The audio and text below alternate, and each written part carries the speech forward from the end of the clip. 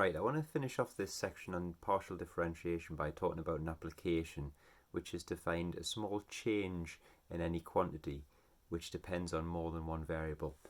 So for example, imagine I'm working out the area of a rectangle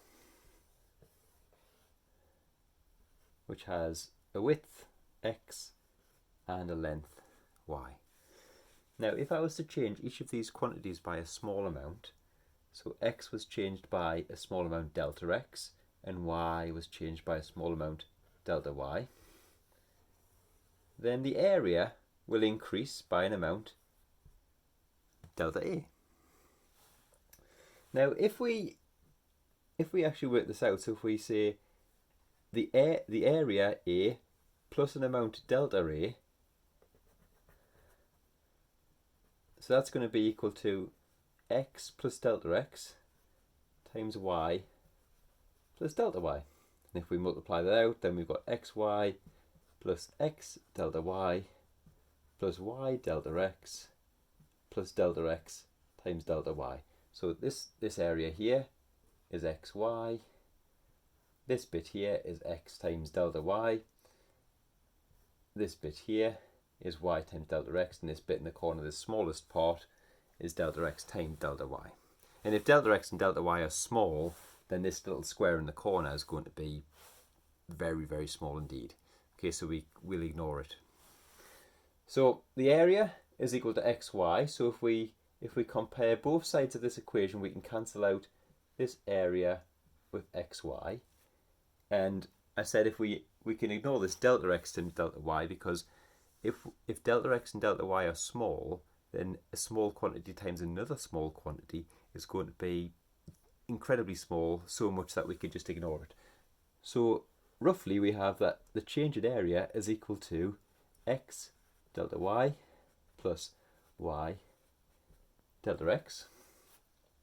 But x, okay, if we had the original equation like that, then x is just the derivative of a with respect to y. And similarly, the derivative of a with respect to x is equal to y.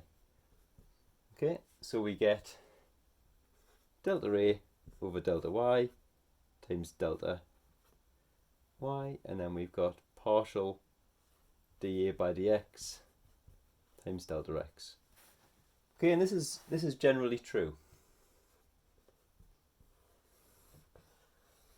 So if we've got any quantity that depends on more than one variable, then this is how we can work out the change in that quantity. So a small change in area will depend on small changes in the quantities it depends on in this way.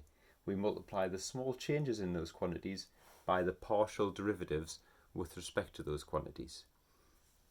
So more generally, if we have u, which is a function of x, y, z, and so on, then a small change in u will be equal to du by dx, partial du by dx, times delta x, plus partial du by dy, times delta y, plus partial du by dz, times delta z, and so on, if you've got even more variables than that. So let's look then at an application of this.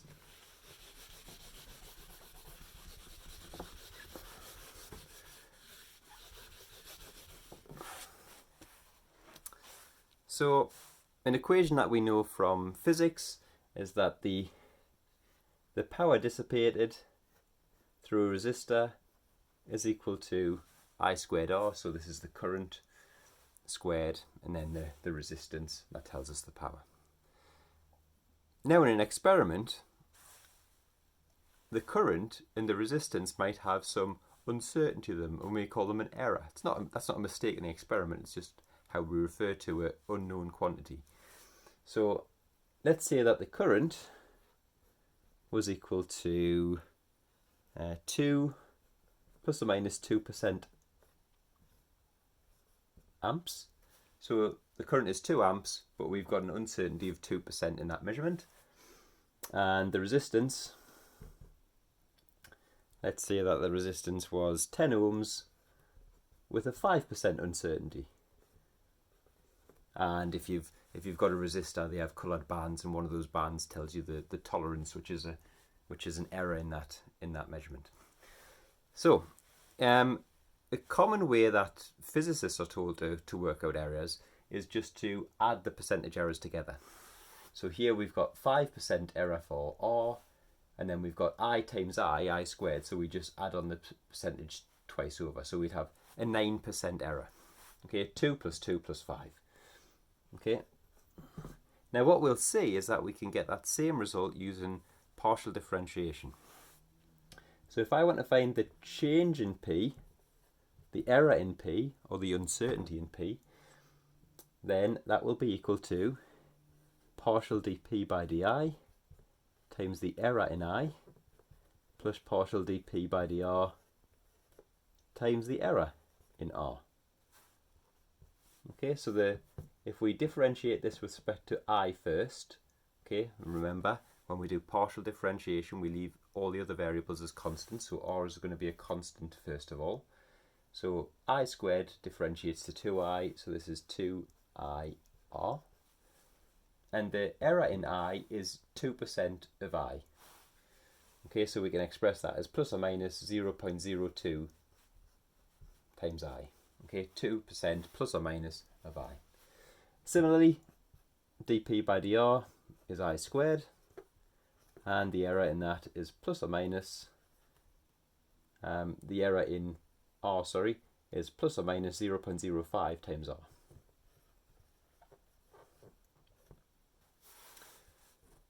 Now, what we'd like to do is try and find out the error in P. So if we look at this equation, we can extract the I squared R, which is P. So I times R. So let's take our common factor of I squared R. So in the first term, that leaves 2 times plus or minus 0.02. So that's plus or minus 0.04. And in the second term, I've got I squared R plus or minus 0.05.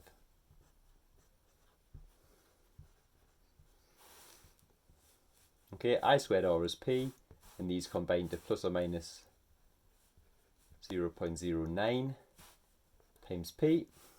In other words, the error in P is 9% plus or minus. Now, that looks like a lot more work than the physicist method where we just added them together, but the advantage here is that this works for any equation. The simple rule of just add the percentages together, that only works if it's an algebraic expression like this.